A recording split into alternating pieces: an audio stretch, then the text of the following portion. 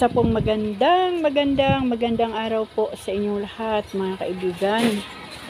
Yan, ipapakita ko lang po sa inyo itong aming tricycle. Alam nyo po, binili po ito ng halagang 60,000 plus 2021 bago po na mild stroke ang aking mister.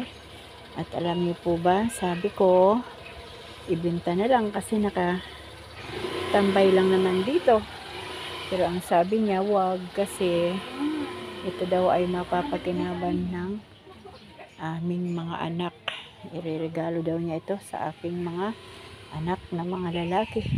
Kaya lang mga kaibigan, halos mahigit isang taon na po itong, hindi lang isang taon, 2021 pa po ito binili.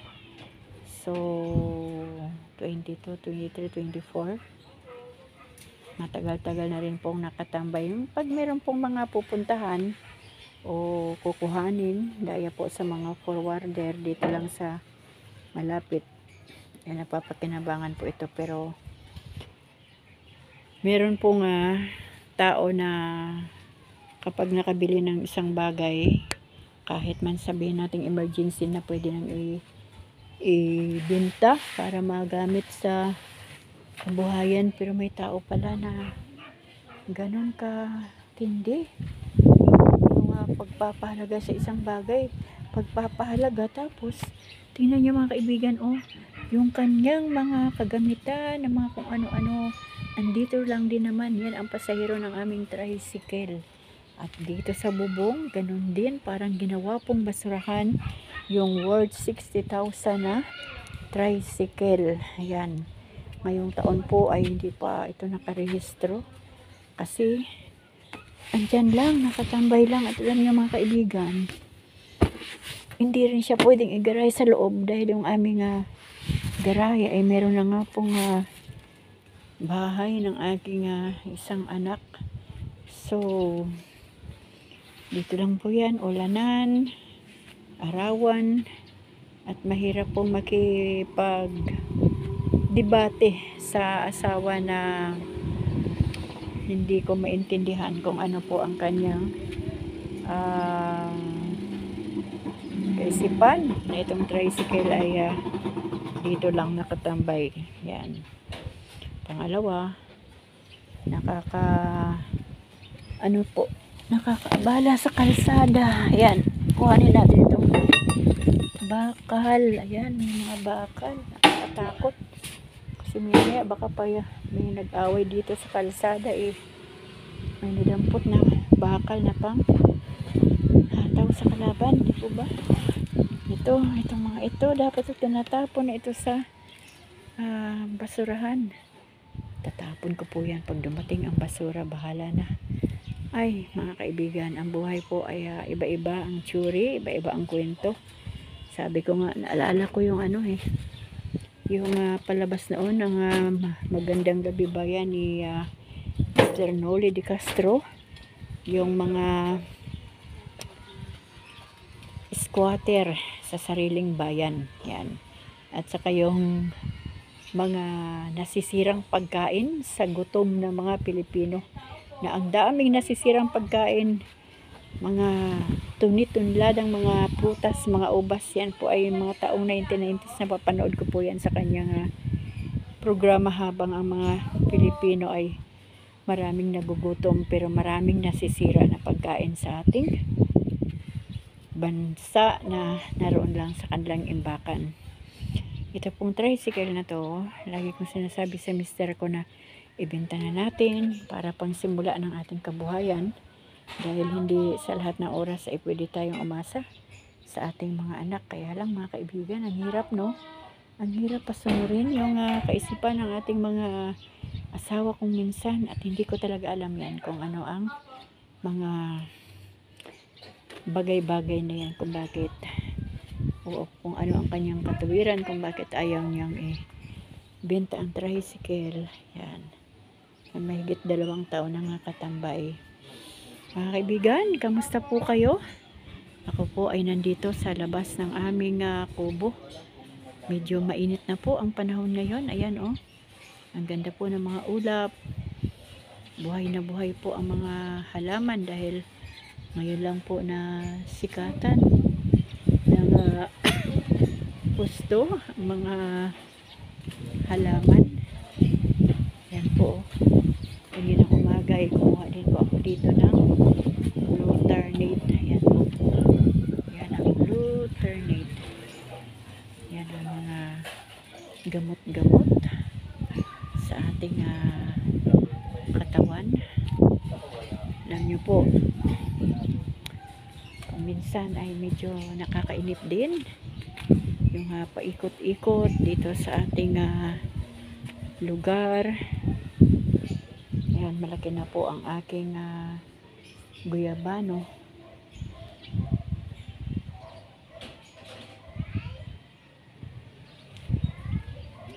Nagliliparan na yung mga ibon.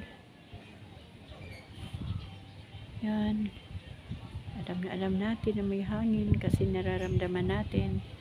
At saka gumagalaw yung mga puno. Hello. Nag-exhibition yung driver. Hindi ko mahawak sa manibela. Mahirap po yun. Kasi ang aksidente ay isang kisap mata lang. Tayo po ay maglakad-lakad muna para po maarawan naman ang ating balat dahil matagal na panahon na tayo nakakaranas ng sikat ng araw.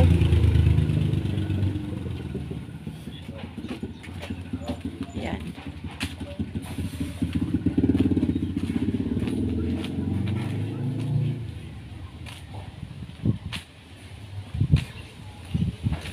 May nangunguha ng malunggay. Alam niyo po praktikal na usapan. Napaka bilis lang magtanim ng malunggay. Ako po ay may sariling tanim na rin dito sa aming plant box. At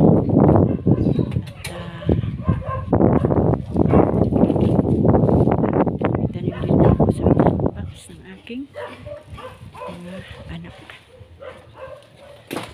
Yan, lakad-lakad lang tayo mga kaibigan. Check upin natin yung kamyas. Ayan, nandito na naman tayo sa kamyas. Diyan, nagkanda hulog na yung mga bunga. Tapos wala pa rin nangunguha, oh. Wala pa rin nangunguha ng kamyas. Ayan. Ang lalaki na ng mga kamyas. Wala ko na sa probinsya namin.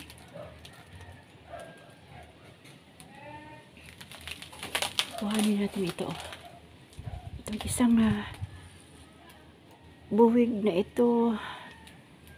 Dito sa taas. Wala ito masyadong dumi. Ay, sayang. Teka lang. Ulitin natin. Itong mas marami. Yan. Yan mga kaibigan. Masukal dito. Yan sukal. Wala pong tao yan. Matagal na panahon na.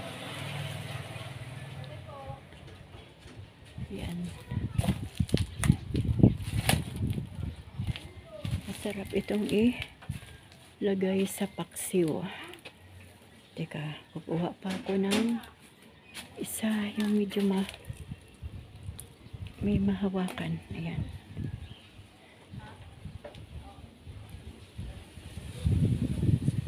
Tayong mahawakan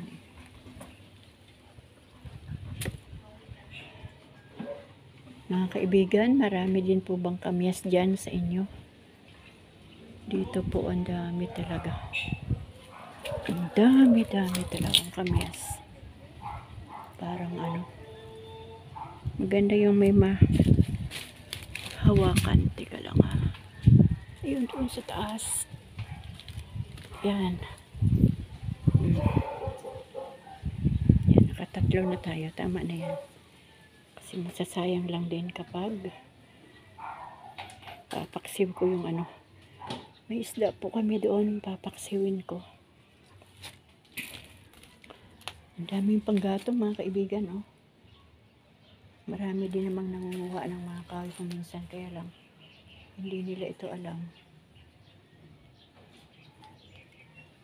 Maraming kahoy dito at saka takot din naman manguha yun. Diba? Ayan. Mga nagpagawa dito lang tinatapon yung kanilang mga kalat. Ayan o kaibigan o.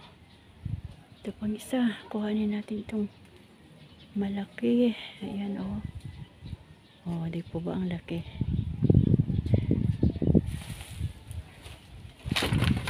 Dapat lang po kasi. Tapos tingnan nyo po ang mga atis. Oh, mga kaibigan, ang dami. Kumuha po si Mr. ng atis dito. Parang 5 piraso. Nahinog na rin naman. Kaya lang sabi ko, huwag kuhanin kung wala namang kakain kasi sayang lang. Sayang lang ang atis.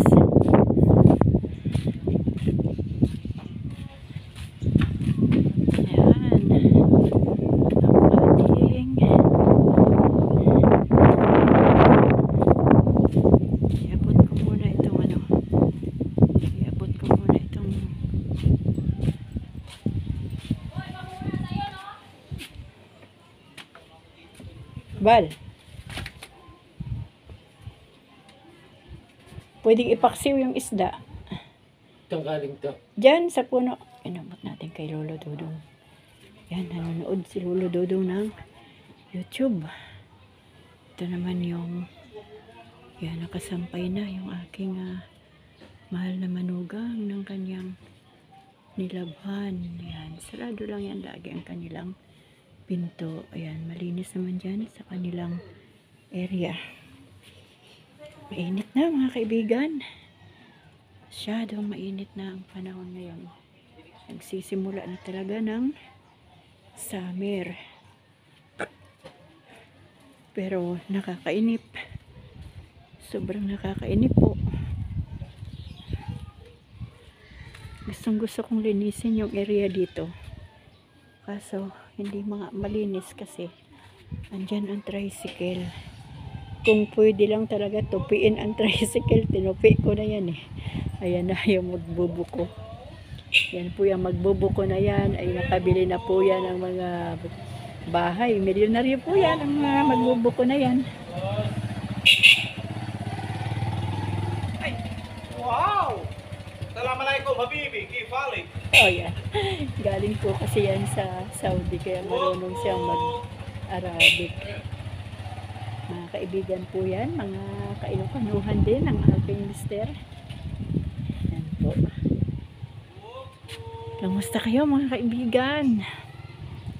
Nakakainip din po ang buhay, di ba?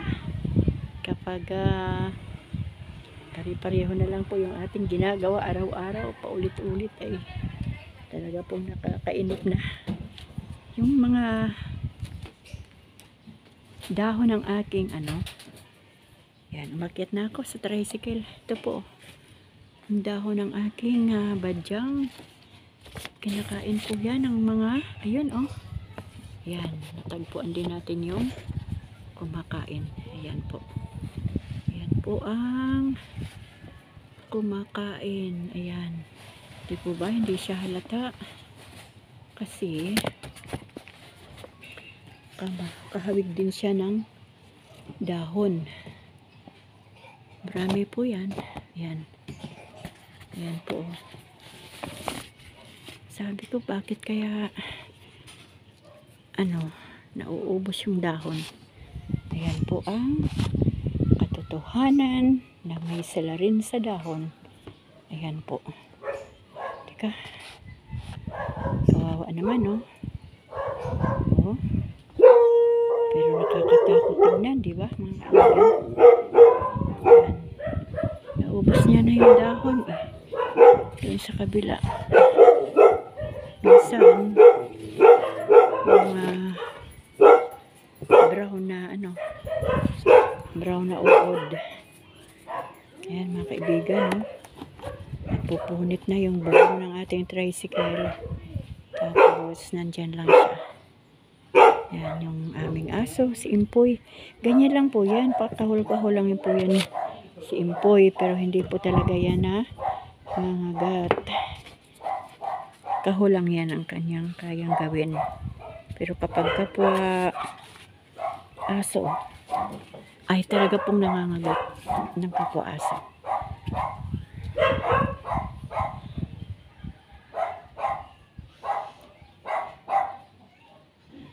Alam niyo po, minsan dumarating din yung punto na parang nakakapagod na mag YouTube.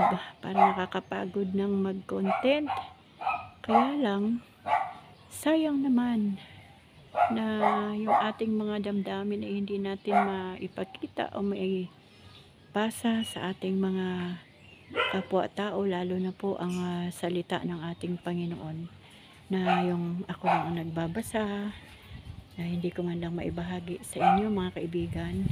Kaya alam niyo mga kaibigan, sa bawat pagbabasa ko po ng salita ng Diyos, ay andyan po yung kalakip ng aking panalangin na sana ay magka-interest talaga ang mga tao na mapakinggan ang salita ng ating Panginoon, upang sa ganon, anumang oras na dumating ang ating Diyos muli, at kapag handang-handa po tayo, ang ating spiritual na pamumuhay ay tama, at ating relasyon sa Diyos ay tama, ay tiyak naman po makakasama tayo sa rapture. Ayan, ito po yung likod ng ginawa ng aking mister na lagayan ng kanyang mga tools. Ayan naman po yung aking mga halaman sa loob. Kung minsan dumarating din yung punto na parang nakakasawa na yata ang mga halaman o lahat ng bagay na para bang nakakainip silang tignan, di po ba? Kaya lang, kapag naramdaman naman natin yung pag-ibig ng ating Panginoon, na kung ang Diyos nga hindi siya nagsasawa sa atin, hindi siya naiinip sa mga ginagawa natin araw-araw, tayo pa kaya na nakasalalay lang sa pag-ibig at kahabagan ng Diyos ang ating mga buhay. Kaya tuloy lang po natin ang buhay. Darating din po ang panahon sa niloob o luluobin ng Diyos na kung ano man yung ating mga kahilingan sa Diyos ay kanya din itong tuto pa rin. Yan po. At saka nandito po yung yung aking cactus. Alam nyo mga kaibigan, hindi pa po yan namulaklak kahit minsan. Ayan na po ang kanyang puno. Ang dami ko na pong tinanggal dyan ng mga sanga. Nandun na sa dulo, nandun na sa bubong. Ganun na siya kataas. Tapos ayan po ang aming tubig.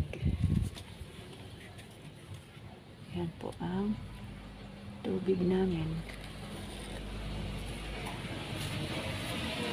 Nakaano na po yan.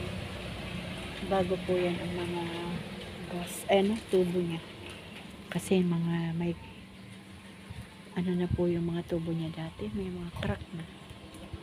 Kaya palit kami ng tubo. Ayan, si Impoy kumakain na. Uy, si Impoy may sobrang pansit kahapon, kaya yan, ilagay naman yan sa ref mga kaibigan. Hindi naman yan panis, hindi po kami nagpapakain ng panis kay Impoy. Talagang iniluluto po yan ang kanyang pagkain. Pero alam niyo po ba, ang paborito ni Impoy ay pansit, yan, spaghetti. Kaya minsan kapag may spaghetti, talagang hindi pwedeng wala si Impoy. Impoy, Impoy, masarap yan. Impoy, hoy, si Impoy kinakausap. Impoy, yan, busy si Impoy, ayaw mamansin. Mga kaibigan, ang aso talagang nakasalalay lang din sa nag-aalaga yung buhay nila, kasi hindi sila makapaghanap buhay, lalo na si Impoy nakatali lang. Kasi si Impoy kapag nakawala, doon na po yan mangangagat.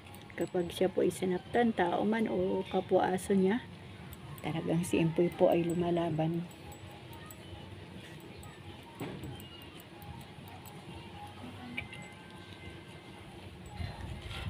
Yan, ganito po sa aming kalye. Marami pong mga sasakyan.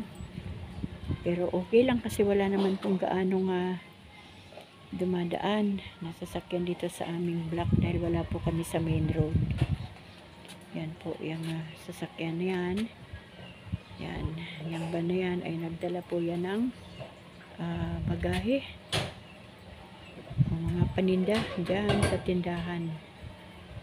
Yan po ay pure gold yata yan. Yan. So hindi mo na kailangang pumunta sa mga tawag dito sa mga wholesale na tindahan, kundi ihahatid na yung order. Nag-iisip tayo mga kaibigan ng pangkabuhayan kasi okay sana kung kahit pa paano ay kumikita na tayo sa YouTube, kaso wala pa po tayong AdSense kasi hindi pa po tayo monetize.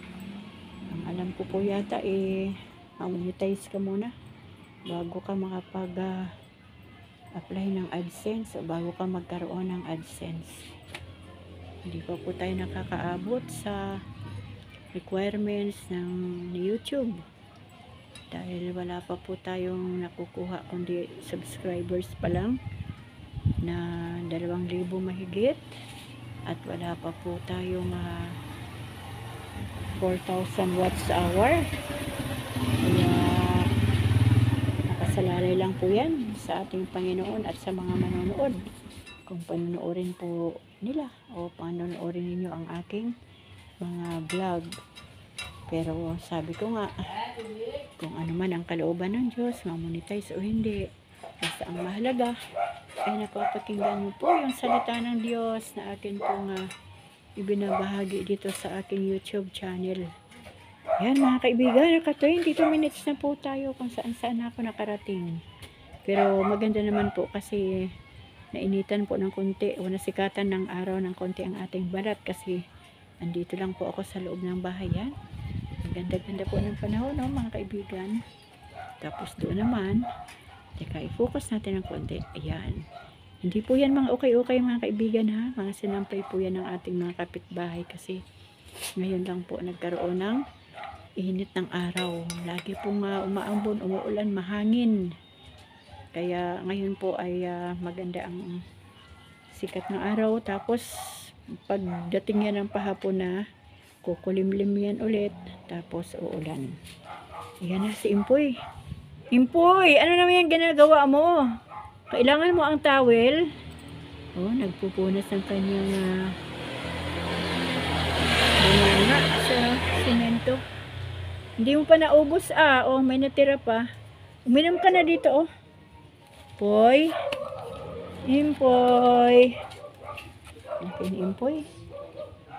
Oh, diyan ka lang Impoy ha. Relax ka lang dyan. Relax lang si Impoy. Hello Impoy. Diba, nagigipag-usap tayo sa hindi sumasagot. Pero nakakalibang naman yan si Impoy. Yan mga kaibigan, hanggang dito na lang po ang aking video. Nawa po ay nasa mabuting kalagayan lang po kayong lahat. At i-enjoy lang po natin ang buhay. Dahil ang buhay po isa lang. At nakasalali lang po sa kahabagan ng Diyos ang lahat. Maraming salamat po sa inyong panonood. Pagpalain po tayong lahat ng ating Diyos. Amen.